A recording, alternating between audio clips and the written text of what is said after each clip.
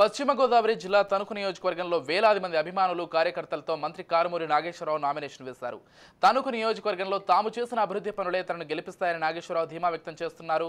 ఎన్ని పార్టీలు కలిసి వచ్చినా వైసీపీని ఎదుర్కోలేవన్నారు.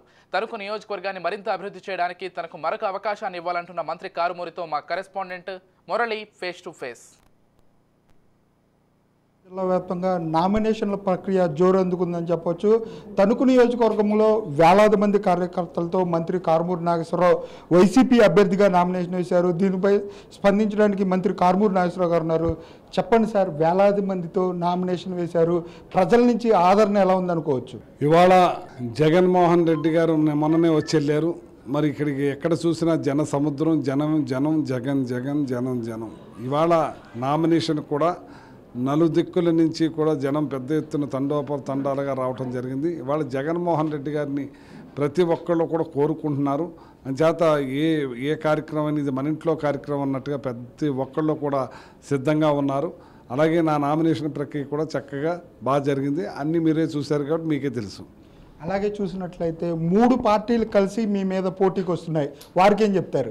వాళ్ళు 3 కాదు 30 వచ్చినా సరే మేము సింగిల్గా వస్తాం. పందులు ఏదో సినిమాలో చెప్పారు, పందులే గుంపులుగా వస్తాయి, సింహం సింగిల్గా వస్తుందని చెప్పి ఈ రకంగా మేము జగన్మోహన్ రెడ్డి గారు 175కు 175 మేము గెలవబోతున్నాం. అంచేత ప్రజలందరూ కూడా ఎదురు చూస్తూ ఉన్నారు. అలాగే తణుకు నియోజకవర్గానికి సంబంధించి ఈ 5 ఏళ్లలో ఎన్ని వందల కోట్లతో అభివృద్ధి చేశారు, ఏ అభివృద్ధి కార్యక్రమాలు చేస్తానని చెప్పి ముందుకెళ్తున్నారు? ఇవాళ చెప్పని కూడా చేసిన ఘనత మాదే దక్కుద్ది.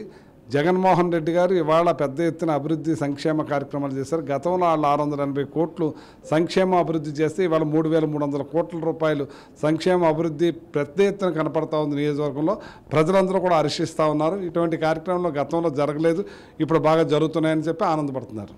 అలాగే చంద్రబాబు నాయుడు కానివ్వండి, పవన్ కళ్యాణ్ కానివ్వండి, 100 కోట్ల రూపాయల స్టీల్ ప్లాంట్లు ఉన్నాయి అని చెప్తున్నారు. అవి ఎంతవరకు నిజం అనుకోవచ్చు? ఇప్పుడు అదే అడుగుతున్నాను. ఇప్పుడు నేను నామినేషన్ వేస్తున్నాను కాబట్టి అప్డేట్లు ఎన్ని చూపించాలి కాబట్టి ఎక్కడన్నా ఉంటే మాత్రం నాకు చూపించమని అడుగుతున్నాను. నాకు ఇక్కడ 150 ఎకరాల పొలం తణుకులో ఉందంటున్నారు, 2 స్టీల్ ఫ్యాక్టరీలు ఏమి ఎక్కడ ఉన్నాయో పోనీ చూపిస్తే అవి అందులో కూడా వేసుకుంటాం మేము. అలాగే తణుకు నియోజకవర్గంలో వందలాది కోట్ల రూపాయలతో అభివృద్ధి చేసిన అభివృద్ధి పనులే నన్ను గెలిపిస్తాయి, రాష్ట్రంలో జగన్మోహన్ రెడ్డి చేస్తున్న సంక్షేమ కార్యక్రమాలు కూడా నన్ను గెలిపిస్తాయి అని చెప్పి మంత్రి కారుమూరి నాగేశ్వరరావు చెప్పే పరిస్థితులు అయితే ఇక్కడ కనపడుతున్నాయి. కెమెరా పర్సన్ రమణతో మురళి రాజ్ న్యూస్, తణుకు నియోజకవర్గం నుంచి.